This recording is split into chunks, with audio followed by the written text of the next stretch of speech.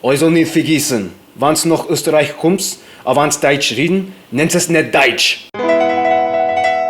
It's time to learn geography now! Hey peeps, I'm your host Paul Barbato. Let's dissect the flag.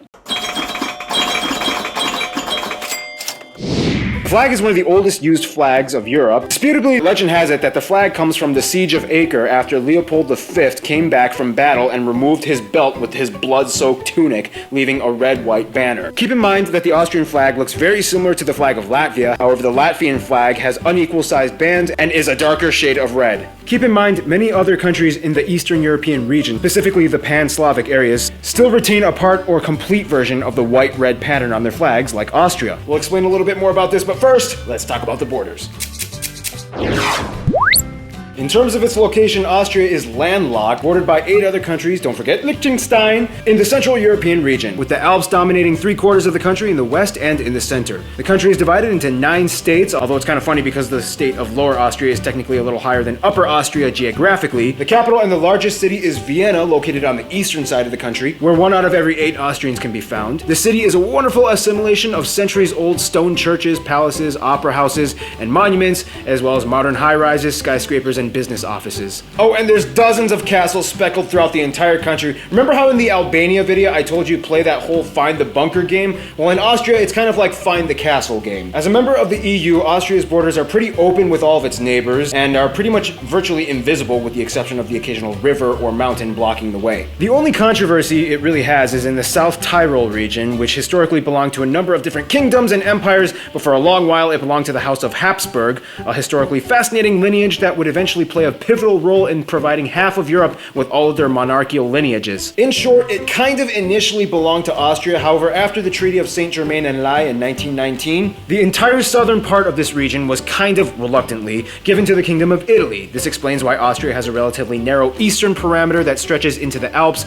as the South Tyrol region, which previously gave the country a wider range of dominion, was ceded to Italy. Austria was kind of like, okay, Italy, we'll give you this piece of land, but, you know, just a little heads up, pretty much everybody in there is Austrian and they speak German and they kind of want to be part of Austria. But hey, it's all yours. The most confusing part of the region, though, would have to be the Jungholz Enclave. Located right on the border of the Bavarian region of southern Germany, this place only has about 300 people, separated into 4 small towns. This area is strange because it is one of Europe's only 3 quadrupoint borders and is technically joined by Austria by only a small narrow corridor, only a few meters wide, on the top of the adjacent Zugspoften mountain that crosses over into the Austria side. Otherwise, the only way to get into Austria from this region is by driving through Germany. This means that if you don't want to go through Germany to get into Austria from this region, the only way is to literally climb to the top of Zugspoften mountain to the very point where the 4 borders meet and climb all the way down to the rest of Austria. Since the 19th century, the borders have been literally marked every single step of the way, and the top has a markstone that distinguishes the narrow crossing. Believe it or not, this is actually a common hike that a lot of people take, despite the fact that many of them don't even understand the significance of the markers. Speaking of mountains and hikes, let's talk about the physical geography. As mentioned before, about 3/4 of Austria is mountainous, with the Alps dominating the center and western parts of the country. These mountains are the characterizing segments that give Austria its distinct national identity, both historically and culturally. In short, even though the vast majority of people in Austria live in the low-lying plains around the mountains, Austria would not be Austria without the Alps. These mountains can actually be quite quirky, almost with minds of their own. For example, every spring in the Hochschwab Mountains and forests on the east side of the Alps, the snowmelt from the mountains completely engorges the Grüner See, or the Green Lake, engulfing the entire park with trees and benches underneath it. These mountains also provide the perfect setting for Austria's favorite sport, skiing. The problem, though, is that although these mountains are very beautiful, they do kind of make a lot of the country uninhabitable or difficult to cultivate. Although 40% of the land is covered in forests, less than 20% of the land is arable. And for the record, yes, The Sound of Music was filmed in parts of Austria. No, not everybody has seen or even cared about seeing that movie. Of course, the mighty Danube River flows through the northern part of the country and has historically played a vital role in Austria's economy and trade sector, especially after the construction of the Rhine-Main-Danube River Canal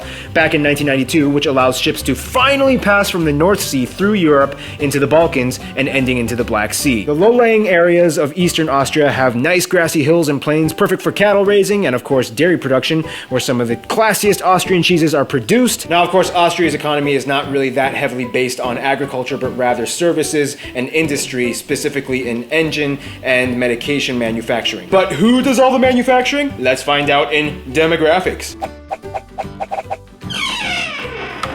You know, as the home country of Mozart, Austria still kind of lives up to its classy expectation. Austria has a population of about 8.5 million, about 90% of whom are ethnically Austrian, and 10% from other nations, mostly from Germany and the former Yugoslavian states such as Hungary, Serbia, and Bosnia, with an influx of Turkish people having immigrated over the past few decades. The reason why there are so many Eastern Europeans in Austria has somewhat to do with the Austro-Hungarian Empire and the Habsburg dynasty, which was one of the most pivotal monarchies that shaped the entire course of European history in every corner, from Spain to France, England to Russia, and so on. The Habsburgs even took over Mexico for a short period of time. That's how powerful these people were. Yes, Austrians speak German, however, rule number one, do not call them German. They're kind of reluctant to even tell you that they speak German, and will be very quick to point out that it's Austrian German, not German German. The language has a very distinct vocabulary, a lot of the words influenced from Eastern European nation words, and they also have their own standard dictionary set apart from the German and Swiss dictionaries. The dialects can change drastically in Austria. Sometimes it only takes about 40 kilometers traveling inward until you reach an area that has a completely different accent.